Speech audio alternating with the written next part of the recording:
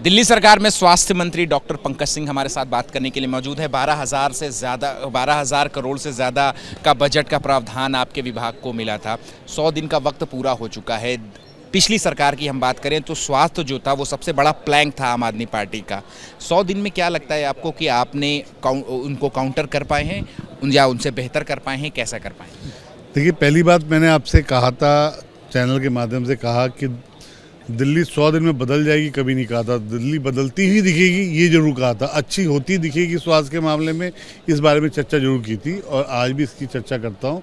दिल्ली बदल रही है। जब हम यहाँ के हेल्थ मिनिस्टर बने तो साहब यहाँ कुछ भी नहीं था, सिर्फ कागज़ के ढकोसले थे और कुछ नहीं थे।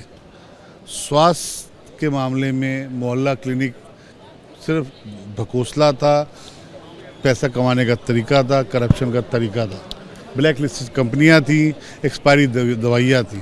ये सब चीज़ हमने बदला। दिल्ली में ज़रूरत के नाम पे डायलिसिस के लिए वो लाइन लगाते थे, हमने डायलिसिस 150 सेटअप किए और ज़रूरत पड़ेगी और सेटअप करेंगे। दवाइयों में हमने सारे ब्लैक लिस्टेड कंपनियों को हटा दिया। दवाई के ऊपर हमने काम किया जी। कामों की लिस्ट बताना स्टार्ट करेंगे तो शाम हो जाएगी। उस पर काम चल रहा है और काम कर रहे हैं।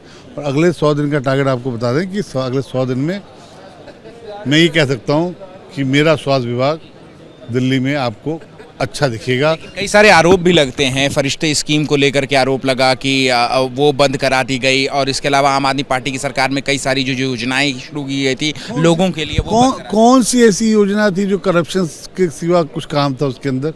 आप मुझे कोई भी एक ऐसी योजना बता दीजिए। आरोप लगाना, हमारे बिहार में कहावत है कि मुंह के आगे गहरा नहीं खे। मतलब ये होता है कि हमारे जब बोलेंगे तो नीचे इसमें बढ़ने की कोई जगह नहीं होती, कुछ भी बोल लीजिए। वही पुरानी सरकार की आदत है, करना कुछ है नहीं, किया कुछ है नहीं। ना पीने का पानी दिया, ना स्वास्थ्य विभाग दिया, ना एजुकेशन दिया। दिल्ली को पता नहीं कौन सी कंट्री बना रहे थे ये लोग। अगर ये दिल्ली में का हालत जो कर दिया, उन्हें भगवान बचाए। उनके बारे में चर्चा करने का कोई ज़रूरत नहीं है। हमें क्या करना है, हमारे टारगेट फिक्स हैं। और मैं हर बार हर मीडिया से कहता हूं कि आप इस लोकतंत्र के सबसे बड़े नींव हैं। आप तय कीजिए कि अंतर है कि नहीं है। आप तय कीजिए, दिल्ली की जनता तय करे अंतर है कि नहीं है। स्वास्थ्य और ट्रांसपोर्ट आपको बदलता हुआ रोज पे रोज दिखेगा, इसका वचन मैं आपको। दिल्ली के स्वास्थ्य मंत्री के तौर पे मैं यह सवाल पूछ रहा हूं कि कोरोना एक बार फिर से डराने लगा है। 2700 से ज्यादा केस आ चुके हैं, दिल्ली में 294 केस। सर, मैं आपसे रिक्वेस्ट करूंगा आपके चैनल के माध्यम से, कोरोना दिल्ली में बिल्कुल नहीं है, वो माइल्ड है, वायरल की तरह है।